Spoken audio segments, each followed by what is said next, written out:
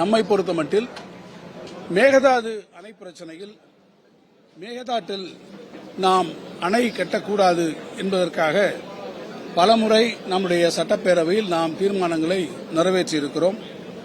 அது தொடர்பாக அரசினுடைய சார்பில் பொறுப்பில் இருக்கக்கூடிய பல்வேறு காலகட்டங்களில் இருந்த பிரதமர்களை, ஒன்றிய அமைச்சர்களை தொடர்ந்து சந்தித்து நம்முடைய தரப்பில் இருக்கக்கூடிய நியாயங்களை நாம் எடுத்துச் சொல்லி முறையிட்டிருக்கிறோம்.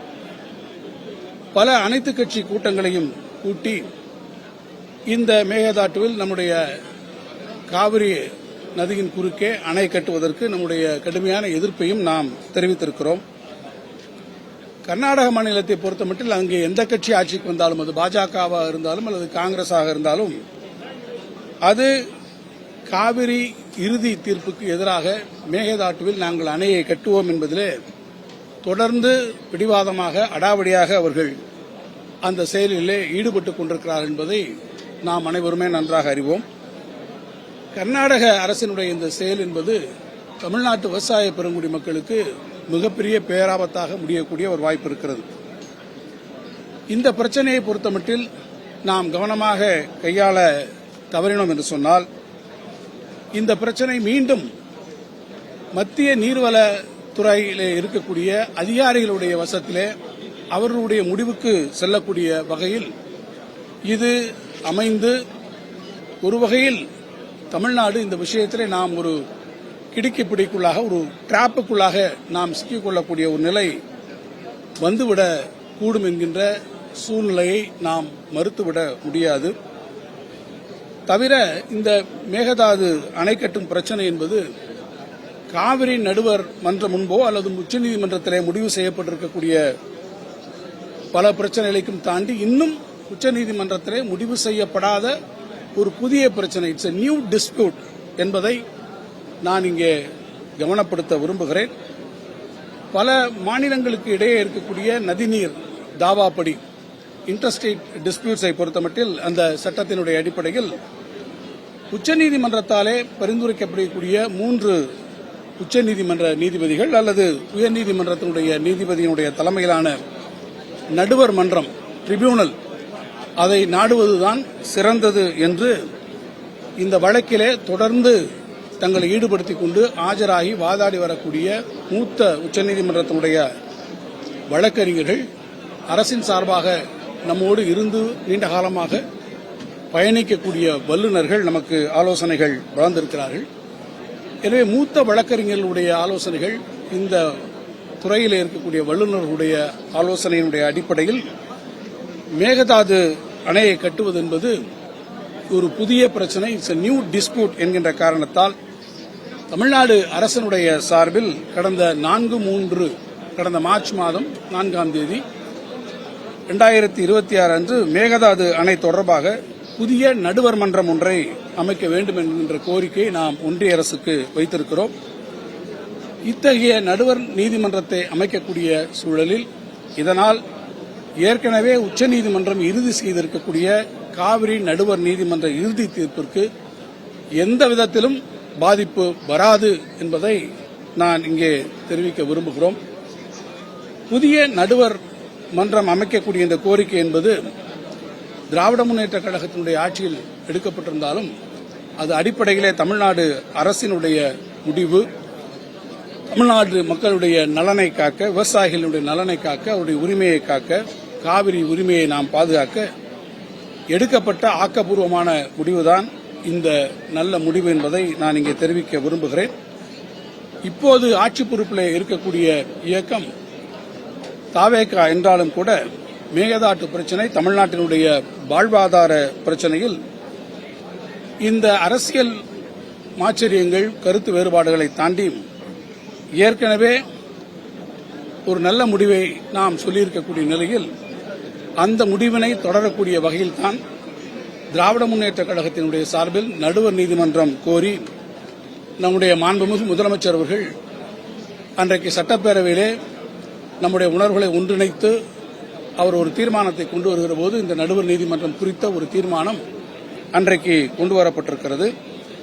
அதை நம்முடைய மாண்புமிகு முதலமைச்சர் அவர்களும் ஏற்றுக்கொண்டு அதை வழிமொழிந்து அந்த திருத்தம் முதலமைச்சர் அவர்களாலே முன்மொழியப்பட்டு அது பேரவை உறுப்பினர்களுடைய முடிவுக்கு விடப்பட்டு அனைத்து மாமன்ற உறுப்பினர்களாலும் கடந்த 19ஆம் தேதி அது ஒருமனதாக இந்த தீர்மானம் நிறைவேறியிருக்கிறது.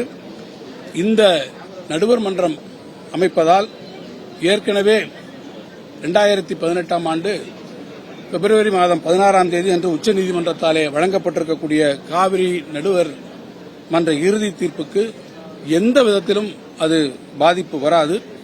அந்த தீர்ப்பை இது எந்த விதத்திலும் ரீஓபன் செய்யவும் முடியாது என்பதை நான் இங்கே தெரிவிக்க விரும்புகிறேன். இதை ஒட்டிய ஒரு கூடுதல் தகவலையும் நான் இங்கே தெரிவிக்க விரும்புகிறேன். ஏற்கனவே கர்நாடக அரசு பெண்ணாற்றினுடைய குறுக்கே அணை கட்ட முயற்சித்த போது தமிழ்நாடு அதை எதிர்த்தது. இது தொடர்பாக 2018 அதிமுக ஆட்சி காலத்தில் ஒரு வழக்கும் தொடரப்பட்டது. அந்த வழக்கை விசாரித்த உச்சநீதிமன்றம் இது குறித்து தமிழ்நாடு அரசு ஒரு நடுவர் நீதிமன்றத்தை நியமிக்க மத்திய அரசை அணுகலாம் என்று அனுமதி அளித்தது. அதன் விளைவாக கடந்த 30/11/2019 அன்று பெண்ணையாற்றினுடைய குறுக்கே கர்நாடக அரசு அணை கட்டும் முயற்சியை தடுப்பது தொடர்பாக புதிய நடுவர் மன்றம் அமைக்க கோரிக்கையும் அன்றைக்கு வைக்கப்பட்டது என்பதை நான் இங்கே சுட்டிக்காட்ட விரும்புகிறேன். எனவே இப்போது மேகதாது அணை தொடர்பாக புதிய நடுவர் மன்றம் அமைக்க இந்த அவையில் சட்டமன்றத்தில் நடப்பு கூட்டத்தொடரில் மாண்புமிகு முதலமைச்சர் அவர்கள் கொண்டு வந்த தீர்மானத்தோடு நாங்கள் அளித்த திருத்தத்தையும் ஏற்றுக்கொள்ளப்பட்டு திருத்தத்தோடு நிறைவேற்றப்பட்டு ஒருமனதாக நிறைவேற்றப்பட்டிருக்கக்கூடிய இந்த தீர்மானம் என்பது தமிழ்நாட்டு மக்களுடைய குறிப்பாக டெல்டா மக்களுடைய விவசாய பெருங்குடி மக்களுடைய நலனை காப்பதற்கான ஒரு முயற்சி என்பதுதான் இதிலே உண்மை.